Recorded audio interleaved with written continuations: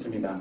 우리가 성경을 바라볼 때 이 개론이 있고 강론이 있는데, 개론은 전반적인 것, 그리고 강론은 이 특정한 상황이나 구체적인 것인데, 지난주 설교는 그렇죠. 오해하면 어떻게 된가, 어떻게 해야 되나, 강론입니다. 강론 속에서 복음으로 갈 수도 있지만, 이 개론, 전체적으로 내가 신앙을 어떻게 대해야 될 것인가, 오늘 여호수아는 이 개론적인 이야기를 하고 있습니다. 오늘도 이 여호수아 말씀을 통해서 내가 신앙의 관점들, 중요한 관점들을 어떻게 다시 새롭게 해야 되는가, 그것을 살피도록 하겠습니다. 오늘 여호수아는 이 신앙을 싸움이라는 키워드로 신앙을 개괄하고 있습니다. 세 가지로 나눠서 살피도록 하겠습니다. 첫째로 싸우는 힘, 둘째로 싸움의 목적, 마지막 셋째로 싸움의 보상. 싸우는 힘, 싸우는 목적, 싸움의 보상, 이 세 가지로 나눠서 살피겠습니다.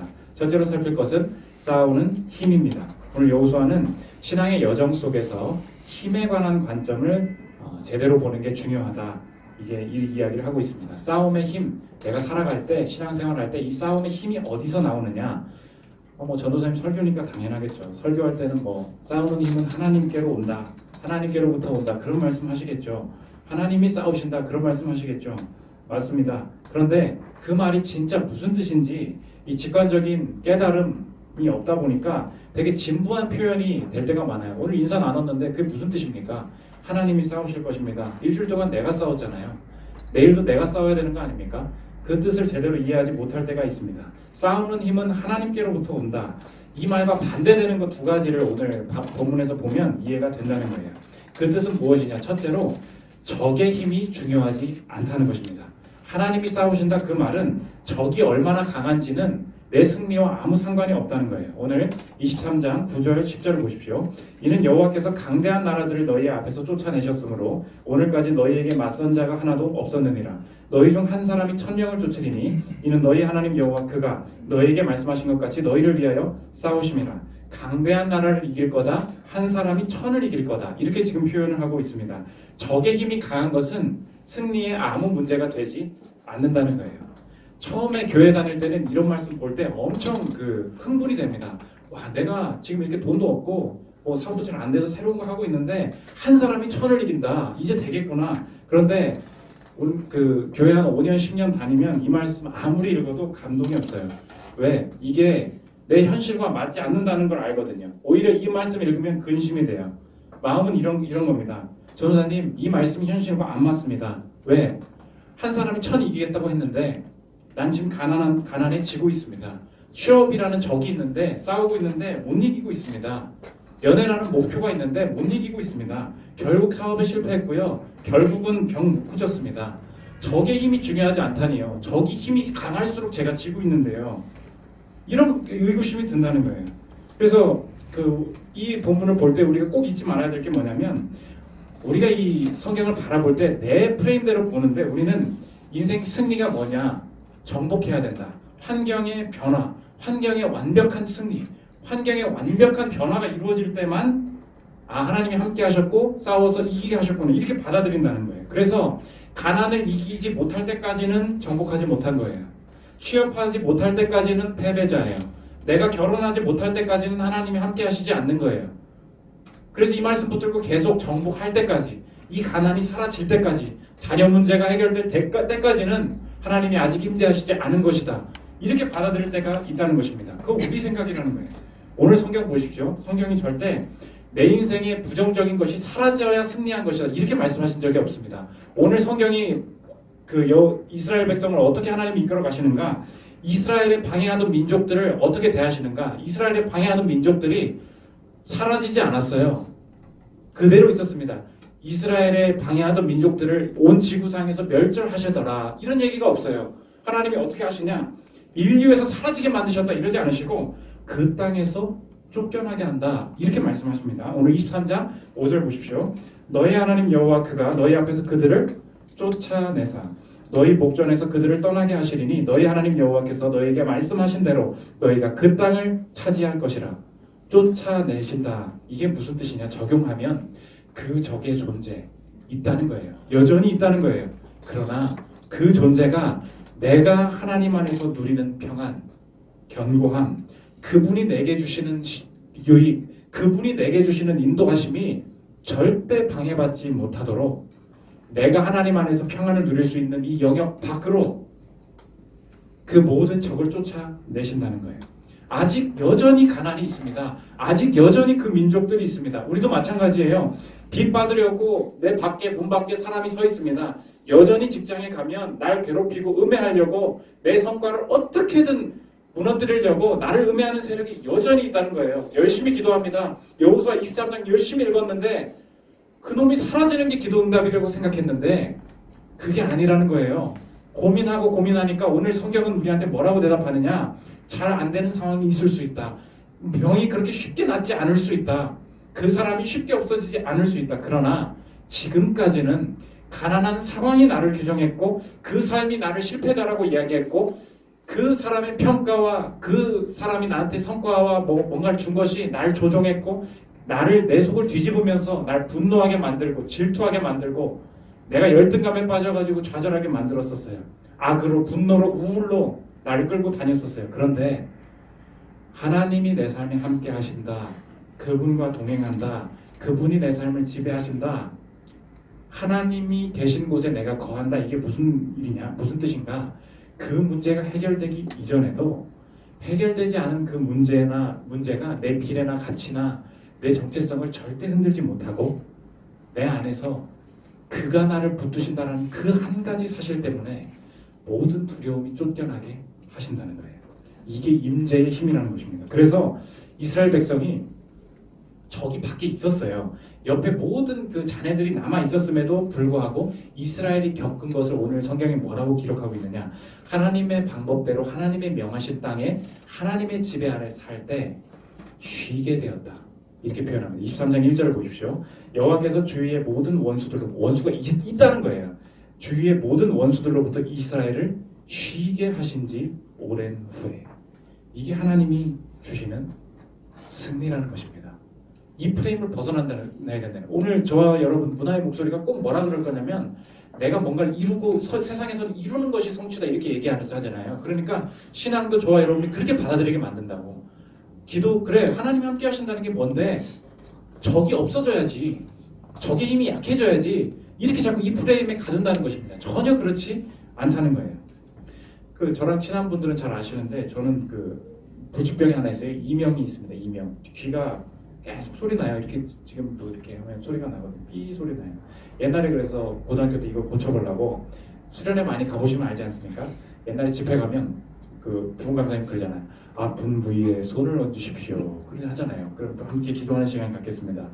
이제 이게 되게 쪽팔리잖아요. 다른 사람들은 막 이렇게 팔이 아프다, 관절 아프다, 관절하고 이게 괜찮잖아. 나 어떻게 이러면 귀를 파는 것 같단 말이에요. 이럴 수도 없고 이럴 수도 없고 이거 어디 아프다고 해야 되나? 너무 쪽팔려가지고 살짝 이렇게 그냥 이렇게 이렇게 만지고 혹시라도 만지면 낫지 않을까? 아무리 기도를 해도 이명이 해결되지 않았습니다. 기도하고선 또 열심히 일하라고 하셨나 보다 해서 열심히 기도한 다음에 제가 군대 있을 때 휴가 나서 현대 아산병원 가서 돈을 쏟아 부었어요. 내가 이거 기어코 고치고 말리라.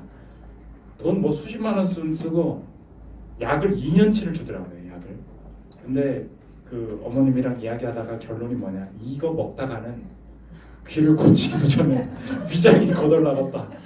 그 생각에 그만 약 버렸어요. 통째로 버렸어요. 기도 응답 안 된 것입니까? 제가 그거 되게 무시했거든요. 아픈 부위에 손을 얹으세요. 낫게 해주실 것입니다.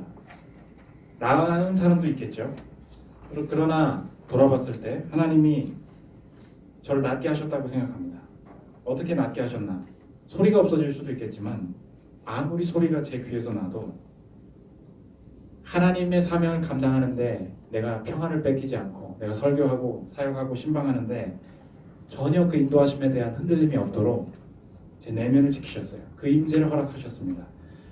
전도사님 그렇게 생각하고 살아야 편하니까 그렇게 체념하시는 거 아닌가요? 이럴 수 있어요. 그런데 이 체념은 실체가 없는 거잖아요. 그렇죠? 내 미래가 없으니까 그냥 여기까지 멈추는 거예요. 그런데 오늘 찬양했죠. 약함 속에서 강함으로 이끄신다는 분명한 유익을 주신다는 그 확신. 이거는 하나님의 임재를 체험한 사람만 안다는 거예요. 내적인 풍성함은 적이 인류상에서 사라지게 만드는 것이 아니라 그 적이 여전히 존재하는데도 원수가 내 앞에 있는데도 평안할 수 있는 거, 그거 주신다는 거예요. 오늘 저와 여러분, 내 대적의 문제가 너무 커서 힘듭니다. 내 가난의 문제, 이거 도대체 어떻게 해결해야 될지 모르겠습니다. 정복을 위해서 기도하기 이전에 임재를 위해 기도해야 된다는 거예요. 하나님 안에 내가 먼저 거하여서 대적이 여전히 존재함에도 그 무게가 가벼워지는 것은 그 대적의 힘이 실제로 빠지는 게 아니라 내 안에 일하시는 하나님의 힘이 너무 크게 느껴져서 내 대적이 보이지 않는다는 거예요. 오늘 저와 여러분 많은 그 삶의 대적들, 무게들이 있다면 사실 하나님이 그 임재의 훈련, 하나님의 임재를 어떻게 경험하는가, 그 신령한 것을 저와 여러분에 가르치고 계실 수 있다는 거예요. 묻겠습니다. 작년보다 더 내가 지금 감당해내고 있는 그 문제에 대해서 똑같이 문제는 해결되지 않았는데 작년보다 더 평안하십니까? 내가 스스로 물어봐야 돼요. 엄청 내가 지금 이거 극복해야 될 문제들이 하나 있는데 작년에 내가 시도했던 그 방법보다 더 훨씬 더 말씀 중심적이고 훨씬 더 분노와 질투와 열등감으로 해결하려는 것이 아니라 인내와 기도로 온유와 사랑으로 해결하려는 내적인 확신들, 내적인 평안함들이 커져가고 계십니까? 하나님이 그 부분 고쳐가고 계신 것이고 하나님이 대적을 쫓겨나게 하고 계시다는 거예요. 보이지 않아요. 옆에서는 여전히 해결되지 않았네 이렇게 욕해요. 근데 난 알아요. 하나님이 이 문제를 다루고 계시구나. 적의 힘이 중요하지 않다. 이게 하나님이 싸우신다는 말의 뜻이라는 거예요. 두 번째, 하나님이 싸우신다 이 뜻은 뭐냐면 나의 힘도 중요하지 않다는 거예요. 적의 힘이 얼마냐 이것도 안 중요한데 내가 가진 힘이 얼마냐 이것도 중요하지 않다는 거예요. 24장 12절 보십시오. 내가 왕벌을 너희 앞에 보내어 그 아모리 족속의 두 왕을 너희 앞에서 쫓아내게 하였나니 너희의 칼이나 너희의 활로서 이같이 한 것이 아니며. 칼과 활이 아니라는 거예요.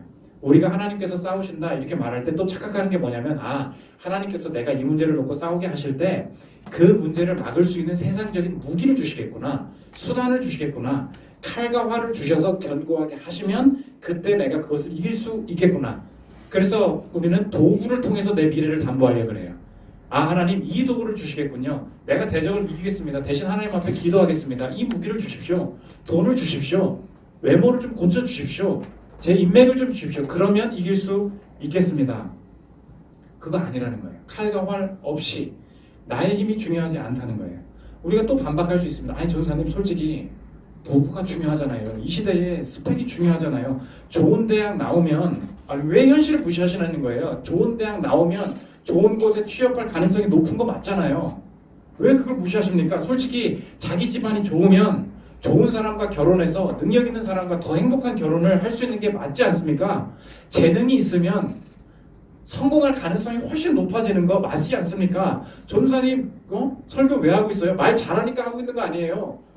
이렇게 반박할 수 있잖아요. 왜 조건을 통한 정복, 칼과 활을 통한 정복을 무시하십니까? 조건을 채워주셔야죠. 이 반박을 할 수 있다는 거예요. 맞아요. 하나님은 필요할 때 조건 주시고 공급하실 것입니다. 그러나 오늘 본문 자세히 보시면 성경은 지금 조건을 주고 싶어 하는 게 아니에요. 하나님이 우리에게 주시고 싶어 하시는 것은 조건은 표면적인 거예요.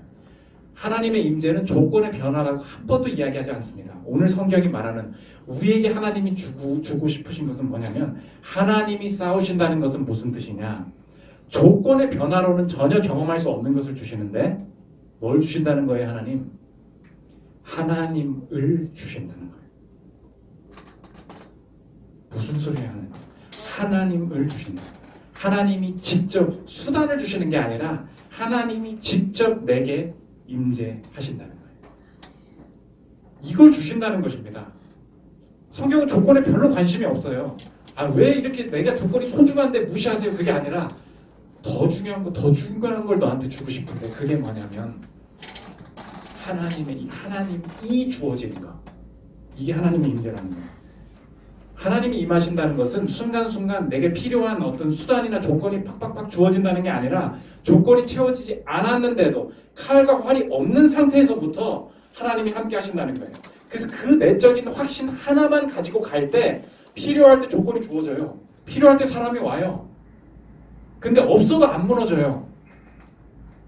뭐만 가지고 있느냐? 하나님만 가지고 있다는 거예요. 하나님을 소유하게 하신다는 거예요.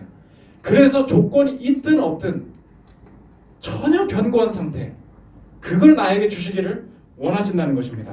오늘 저와 여러분 착각하지 말아야 될 게 뭐냐면 돈이 생길 수 있습니다. 열심히 기도했더니 지난주에 기도했더니 자격증을 딸 수 있어요. 돈이 생길 수 있습니다. 취업할 수 있습니다. 그런데 그리고 나서 여러분이 하나님이라는 이름을 거기다 갖다 붙일 수 있어요. 보세요. 와, 축하해, 합격했네. 아, 하나님이 하셨죠. 하나님께서 정말 열심히 기도했는데 들어주셨어요. 야, 빚 다 갚았다면 정말 축하해요, 집사님. 야, 하나님이 하셨죠. 하나님께서 응답해 주셨어요.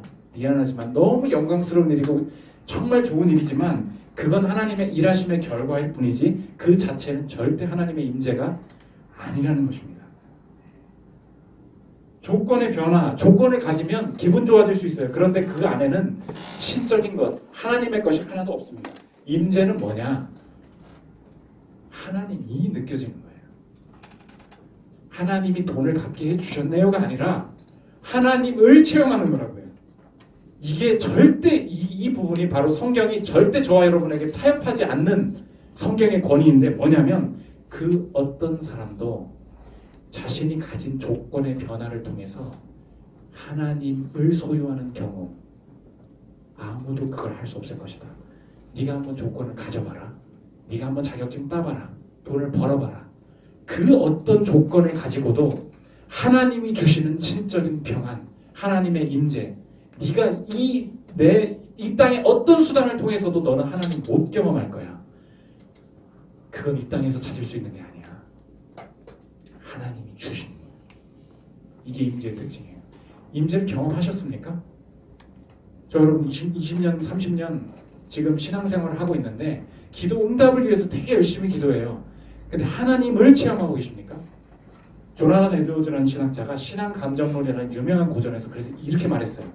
네가 지금 개혁신앙을 알고 성경을 최고의 권위라고 믿고 따르는 교회에 다닌다면서 네가 도대체 뭘 추구하고 있는지 돌아봐라 하면서 이렇게 얘기합니다. 들어보십시오.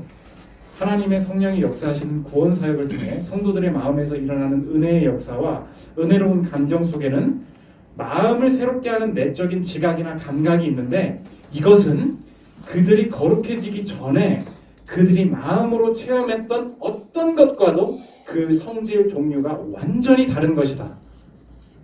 성령은 사람의 마음에 여러 방식으로 역사하시면서도 생명 없는 사물을 대하시는 것처럼 성령님 스스로를 전달하지 않으실 수 있다. 이게 무섭다는 거예요. 무슨 말이냐? 성령님은 믿지 않는 사람에게도 그리고 교회를 대충 다니는 사람에게도 얼마든지 역사하실 수 있다는 거예요. 기도하네? 기도응답 하게 해주실 수 있다는 거예요. 하나님 취업하게 해주세요. 취업하게 하실 수 있다는 거예요. 얼마든지. 믿지 않는 사람도 로또 샀더니 대박이 났어요. 사업을 열었더니 대박이 났어요. 우리는 궁금해하죠. 아니 저렇게 믿지도 않은 사람이 저렇게 잘 풀릴 수 있냐고. 저렇게 뒷돈 받고 하는 사람이 잘 풀릴 수 있냐고. 잘 풀리게 하실 수 있어요. 성령님이 역사하신다고요. 그런데 진짜 무서운 것, 진짜 소중한 것이 무엇이냐? 마지막 구절 뭐라 그래요? 성령님 스스로를 전달하지 않으실 수 있다. 뭐예요? 기도응답이 문제가 아니야. 그분이 그분 자신을 내어주지 않으실 수 있어. 믿는 자에게 주시길 원하는 것은 이거야. 그래서 오늘 본문의 핵심은 오히려 반대입니다. 칼과 활을 달라고? 너의 삶의 조건을 바뀌는 게 승리의 원동력이라고 생각하니? 칼과 활을 하나님께 받으면 그 칼로 뭔가 될 수 있다고 생각하니? 수단이 먼저가 아니라 임재가 먼저야.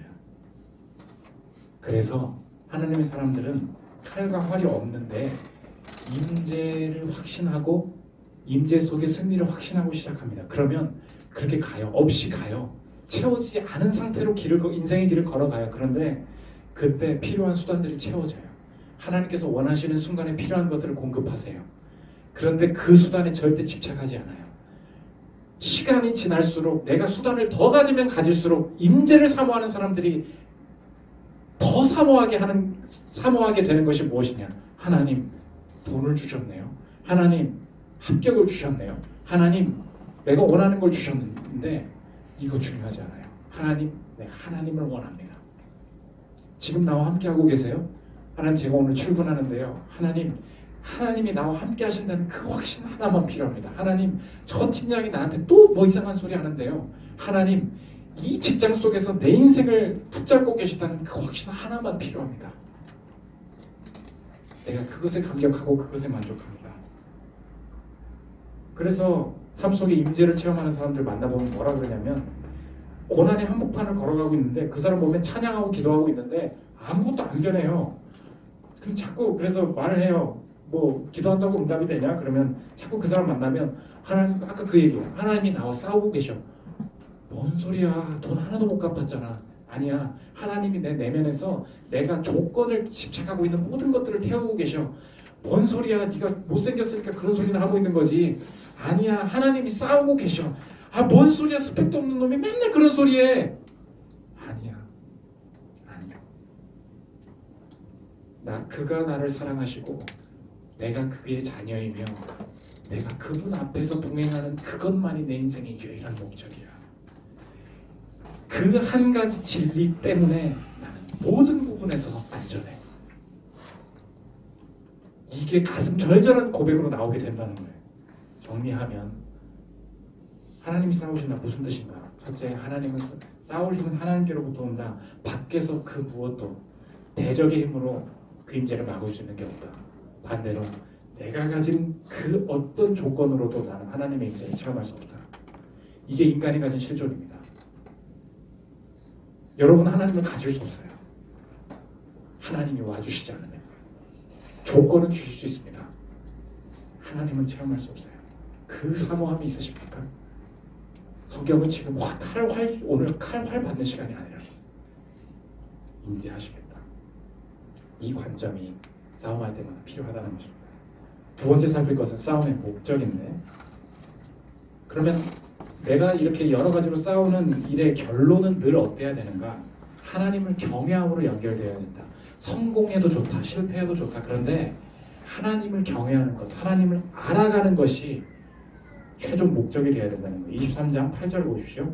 오직 너희 하나님 여호와께 가까이 하기를 오늘까지 행한 것 같이 하라. 24장 14절. 그러므로 이제는 여호와를 경외하며 온전함과 진실함으로 그를 섬기라. 하나님과의 관계를 자꾸 이야기하고 있어요. 땅 정복했지, 다음 땅도 정복해봐. 뭐 이렇게 다음 목표를 주는 것이 아니라 내가 얻는 모든 성공과 실패 속에서 최종 결론은 무엇이 되어야 하는가? 하나님을 알아가는 것에 그 목적이 있다는 거예요. 자꾸 하나님을 알아가라 자꾸 그 얘기하는데, 안다고 승리하냐? 우리는 그 불만이 있어요. 우리는 자꾸 안다는 걸 지식적으로 생각해서 안다고 힘이 됩니까? 우리 여호수아 끝나면 이제 여호수아 또 성경 퀴즈대회 할 거거든요. 근데 맨날 성경 퀴즈대회 하면서 이렇게 불만 가진 사람들이 꼭 그거예요. 제가 여호수아 내용을 알아요. 여호수아 내용 핵심 뭐야? 1장 9절 다 알지. 뭐 차내가 제일 좋아하는 거 아니야? 강하고 담대하라. 내가 너와 함께한다. 뭐 두려워하지 말라. 민기도 써놨대. 카톡에 수 1장 9절. 강하고 담대하라. 내가 너와 함께. 다 알아. 다 알아. 알면 뭐해? 말씀 외우면 뭐하냐고. 힘이 안 되는데 왜 알아가는 게 힘이라는 겁니까? 이 질문이 있다는 거예요. 우리는 안다는 걸 자꾸 지식적으로 생각해서 그래요. 뭐 예를 들어보면 엊그제 그 인격적인 알미 힘이 된다는 건데, 진광이랑 설렁탕을 먹었거든요. 이제 요새 경찰서 깡패 만나가지고 지금 경찰서 처리하느라고 되게 어려워요. 지금 어려운 가운데 제가 설렁탕을 한 그릇 사주니까 자기가 어려운 처지에 있으니까 어려운 사람이 눈에 보이는 거죠. 앞에 있는 제가 불쌍해 보였나 봐요. 뭐라 그러냐면 형은 직장생활을 했었잖아요. 했었지. 근데 지금은 일 안 하잖아요. 안 하지. 그럼 형이랑 현수 형은 뭐 먹고 살아요? 이제 뭐 이해를 못 하는 거예요. 그러니까 이제 뭐 설명을 해줬죠. 교회에서 이제 일정한 사례를 이렇게 받고, 또 성도는 목회자를 섬기고 목회자는 이제 뭐 성경으로 섬기고 뭐 그런다 그랬는데, 제가 그 말을 듣고 뭐 먹고 살아요? 그 말 속에 이 친구가 처음으로 교회를 처음으로 생각하는 것을 알게 됐습니다. 아직 헌금 하나도 안 하거든요. 맞나? 오늘 하나도 안 나는데 그의 인격을 알게 된 것이 저에게 힘이 됐습니다. 왜 그렇죠? 내가 굶으면 뭐라도 주겠구나. 인격을 아는 게 힘이라는 거예요. 느낌이 오십니까?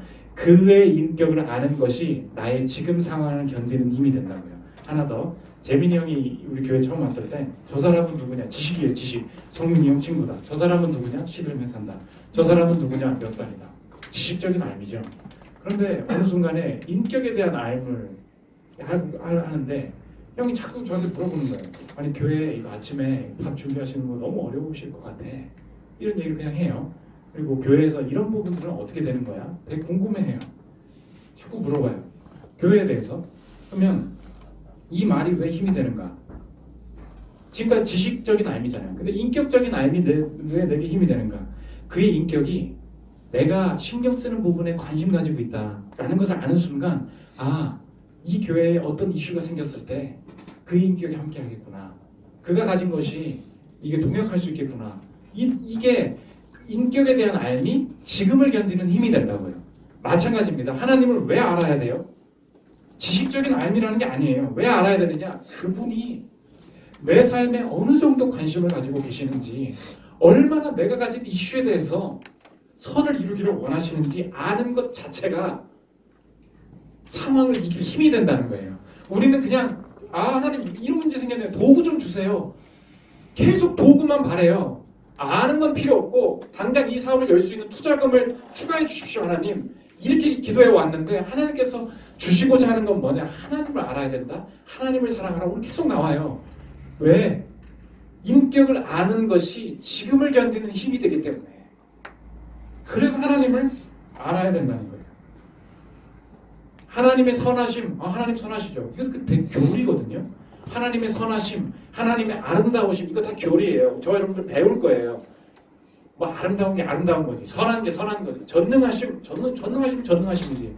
왜 이 교리를 내가 인격으로 아는 게 중요하느냐? 그분이 내 삶을 향한 그의 능력과 그의 인격이 그런 분이시다라는 게, 그걸 아는 것이 오늘을 이기를 버티는 힘이 된다는 것입니다. 결혼을 해서 내 아이를 낳은 되게 결혼 잘한 여성분 계셨어요. 그런데 이 가정이랑 친하게 지냈던 가정이 또 하나 있었는데 맨날 휴가도 같이 가고 같이 크리스찬이었어요. 그런데 이 크리스찬이었던 이 남편이 그 휴가 같이 가던 가정 여자분과 이 외도를 하게 됩니다. 어이없는 상황이죠. 이 여자분께는. 외도를 하고 나서 알게 되자, 발각되자 이혼하겠다고 이야기합니다. 크리스천이었어요. 그리고 내 자녀들한테도 우리는 믿음의 자녀 가정이기 때문에 너희 부모님 우리가 이혼하는 일은 없을 거야. 그런데 돌변한 이 남자가 아이들한테 얘기합니다. 아빠는 다시 돌아오지 않을 거야. 아빠 멀리 출장 간다. 아이들 얼굴을 보면 좀 달라지지 않을까. 변하지 않았어요. 떠났습니다. 남편이. 어떻게 이런 일이 생길 수 있는가? 기도하기 시작했는데 용서가 안 되는 거예요. 너무 두렵고 분노에 시달리다가 하나님께서 기도하는데 남편에 대해서 기도를 하다가 남편을 위해서 기도해야 되겠다. 근데 뭐라고 기도하냐? 내게로 돌아오게 해달라고 기도하지 말고 하나님께로 돌아가게 해달라고 기도하자. 용서하지만 내가 잊진 않겠다. 그렇게 기도하기 시작합니다. 돌아왔느냐? 안 돌아왔어요. 오늘 지금 두 번째 대지가 그거예요. 싸움의 목적, 하나님을 아는 거라 그랬잖아요. 왜 고난을 주시는가? 그분의 고백입니다. 한번 들어보십시오. 벌써 6달이 지났다. 남편은 아직 돌아오지 않았고 여전히 그 여성과 지내고 있다. 아이들은 지금도 아빠가 떠난 충격과 씨름하는 중이다. 우울해하고 화를 내고 혼란스러워하다가 절망한다. 집을 팔려고 금매로 내놓았다. 조만간 은행에서 담보권을 행사하겠지. 어디로 이사를 가야 할지 막막하기만 하다. 하지만 이렇게 곤고한 가운데서도 새로운 차원으로 하나님을 알아가고 있다. 그게 도대체 무슨 말인가? 조금 더 보겠습니다. 지금까지 살면서 이렇다 할 비극을 겪어본 일도 없고 하나님을 진정으로 의지하지도 않았다. 이전에도 기도했고 주님의 역사를 지켜본 건 분명하지만 이번만큼은 아니었다. 하나님께 완전히 기대야 할, 그분께 몸과 마음을 다 맡기고 쉬어야 할 필요를 느낀 적이 없었다. 그 다음 고백입니다. 너무 감격이죠. 지금은 완전히 널브러진 나를 주님이 얻고 가신다. 뭐라고요? 지금은 완전히 널브러진 나를 주님이 얻고 가신다. 내가 그거 알았다는 거예요. 그리고 그건 어마어마한 경험이다. 여성으로서 정체성과 가정이 송두리째 공격받는 이 참혹한 상황 속에서 어렴풋하게나마 하나님이 무슨 일을 하고 계시는지, 나와 우리 삶이 어떻게 달라질지 가늠할 수 있었다. 왠지 가슴이 뛴다. 이 참담한 사태를 헤쳐나가려는 생각에 가슴이 뛰다니 앞뒤가 안 맞아도 한참 안 맞는 느낌이다. 하나님이 함께 하시니까, 하나님을 알아가니까 인생 성공했다고요? 아니요. 아주 골치 아프다고요. 아주 최악이라고요. 그런데 뭐라고요? 아주 최악이고 진짜 짜증나 죽겠는데 하나님의 일하심을 알아가고 있다고요. 엄청 힘든데 동시에 감격과 기대가 있다고요. 완전히 널브러진 나를 주님이 업고 가시는 체험, 이걸 누가 할 수 있어요? 조건이 바뀌면 할 수 있어요? 그거 아니라는 거예요. 내 인생 모든 싸움의 유일한 목적, 성공했든 실패했든 여호와를 아는 것, 인격적인 친밀함, 이게 내 인생 유일한 구원이자 이것만이 어떤 문제가 나한테 와도 나를 살리고 나를 버티게 만드는 힘이 된다는 것입니다. 저와 여러분, 소중한 인생에 하나님께서 쓸데없는 것을 알게 하는데 낭비하지 않으실 것입니다. 축구선수 전적이 얼마고, 게임 캐릭터가 어떤 특징이 있고, 내일 무슨 결승전을 하고, 재밌죠. 하나님이 알게 하시는 것, 그분을 알게 하실 것입니다.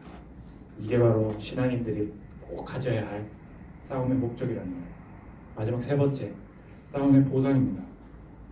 이렇게 하나님의 임재를 추구하면서 살면 도대체 내 미래 누가 책임지냐, 이렇게 고난받다 끝나는 거 아니냐. 하나님의 인도하심은 내가 직접 성도들의 삶은 내가 직접 싸우는 것이 아니라 하나님 안에서 내가 거할 때 하나님은 나를 위해 직접 싸우신 하나님의 예비하신 은혜를 내게 주신다는 것입니다. 24장 13절 보십시오. 내가 또 너희가 수고하지 아니한 땅과 너희가 건설하지 아니한 성읍들을 너희에게 주었다니 너희가 그 가운데 거주하며 너희는 또 너희가 심지 아니한 포도원과 감람원의 열매를 먹는다 하셨느니라.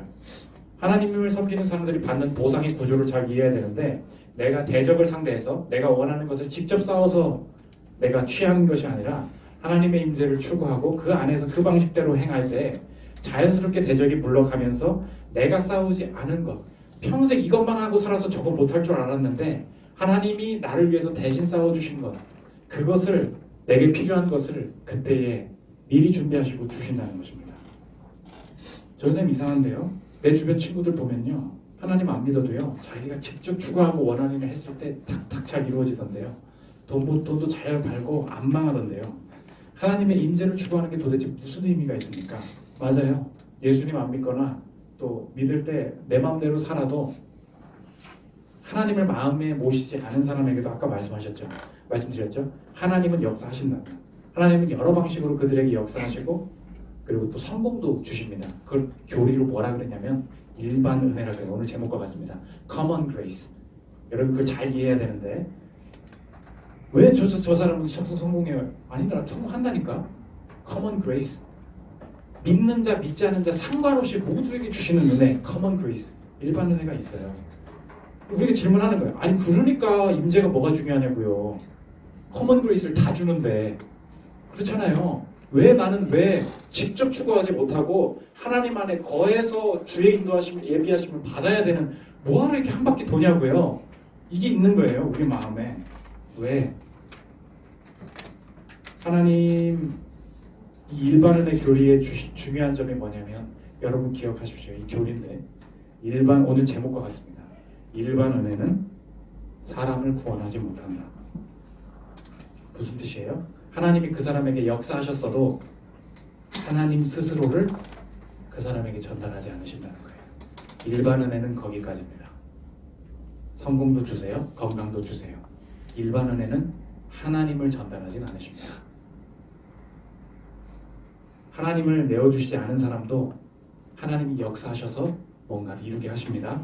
그러나 그 사람은 하나님을 거부하였기 때문에 하나님과 싸우는 자는 하나님의 역사는 누리게 하시지만 하나님을 얻지 못하게 하십니다. 하나님의 임재를 소유하지 못한 사람이 마지막으로 경험하는 결과가 무엇인가?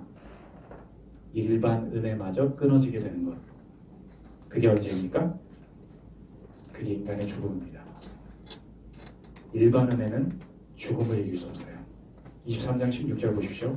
하나님을 거부한 자, 역사만 취한 자의 최후입니다. 만일 너희가 너희 하나님 여호와께서 너희에게 명령하신 언약을 범하고 가서 다른 신들을 섬겨 그들에게 절하면 여호와의 진노가 너희에게 미치리니 너희에게 주신 아름다운 땅에서 너희가 속히 멸망하리라 하니라.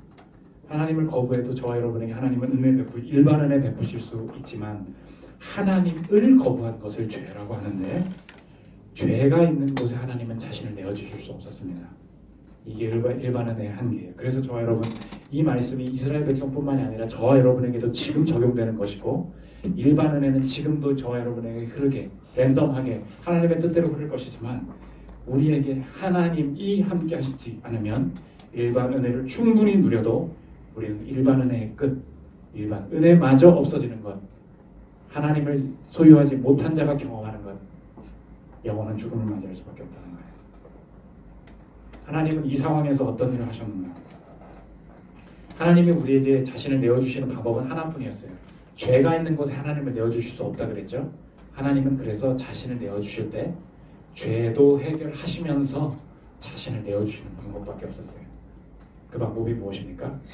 우리에게 한 사람을 내어주시는 거예요.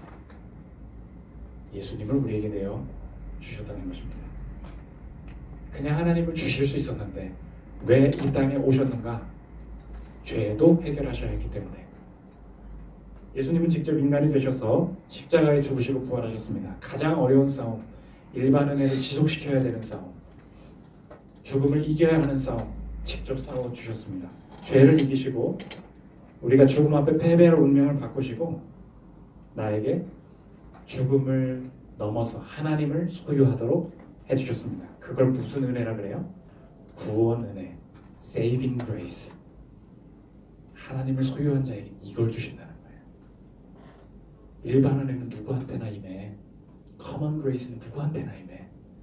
그런데 왜 네가 하나님 안에 거하고